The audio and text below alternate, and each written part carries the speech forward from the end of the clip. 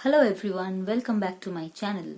This is Paromita and I heartily welcome you to my channel Paromita PM. If you are new to my channel, then I would request you to visit the channel and go through the content. If you find it helpful, then do like my channel, share the content, and please do not forget to subscribe to my channel. And now, without any further delay, let us get into this lecture. I'm going to make a few videos on colonialism and Orientalism, but before I start looking at colonialism, it is very necessary to understand or to get acquainted with the history of colonization. So in this video, I'll be looking at the history of colonization. I'll be talking about the first wave of colonial expansion and the second wave of colonial expansion. 15th century was the age of discovery and exploration, and Portugal, the westernmost country of Europe, played a very important role in the age of discovery and exploration. Under the leadership of Prince Henry, the navigator, Portugal looked for sea routes, it looked for new civilizations in order to trade, its own gold, in order to trade Portuguese goods. It began to look for markets so that it could trade, its own goods, to trade spices, gold, agricultural products, and other resources. So we find Portugal, under the guise of religion, for the sake of their own interest, for the sake of their own economic gain, began to exploit the natives of Africa in order to excavate natural resources, in order to get hold of natural resources, and that they did entirely for the sake of their own economic gain. Now, Portugal became successful, therefore, it became successful in conquering some parts of South Africa, and it also became successful in setting up colonies there. And it is at this point that it marks the beginning of colonization. So as far as the first wave of colonial expansion is concerned, we find that it begins with Portugal setting up colonies in South Africa.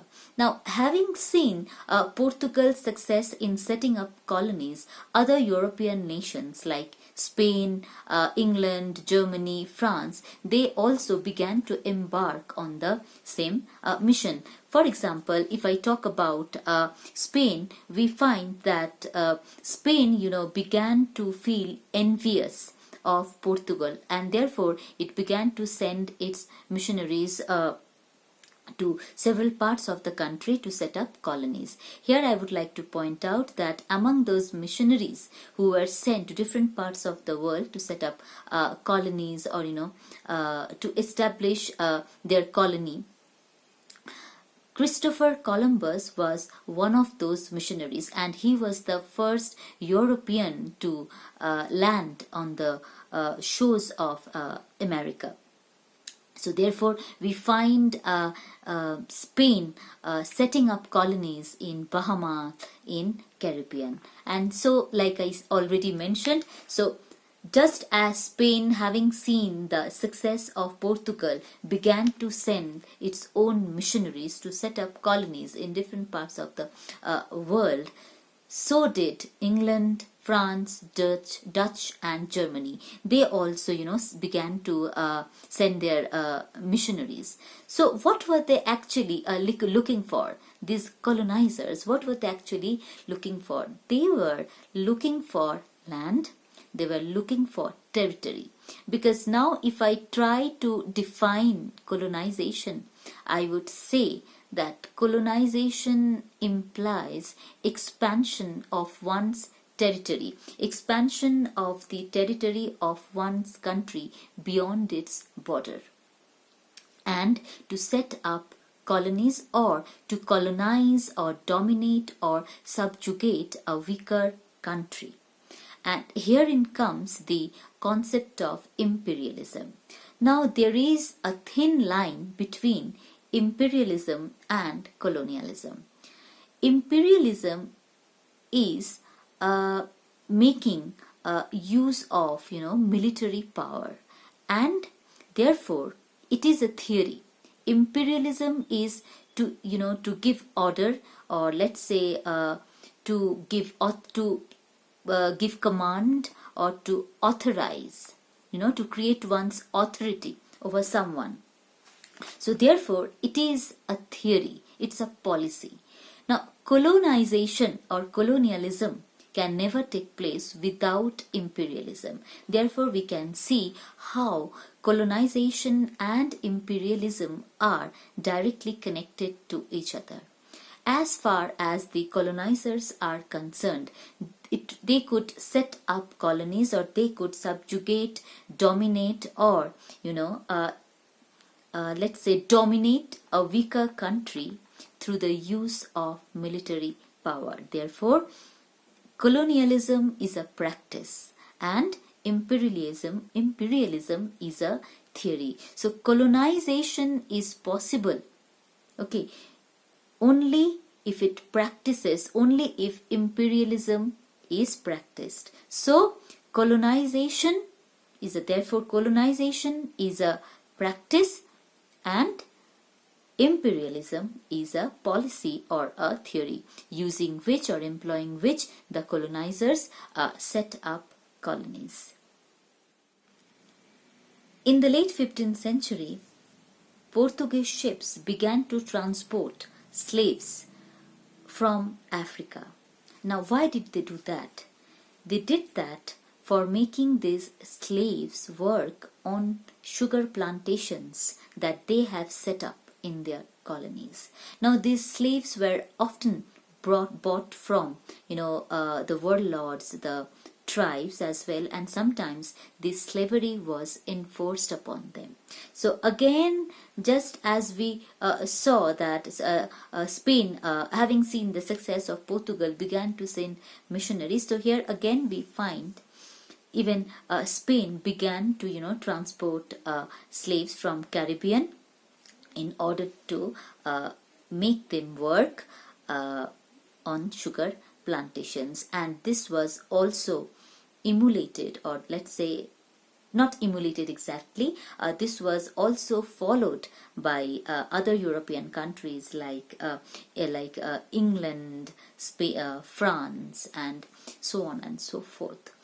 So as far as the second wave of colonial expansion is concerned, we find that it began in the 19th century, and the second wave of colonial expansion, it mainly centered around the continent of Africa, and that is why it is also referred to as the scramble for Africa.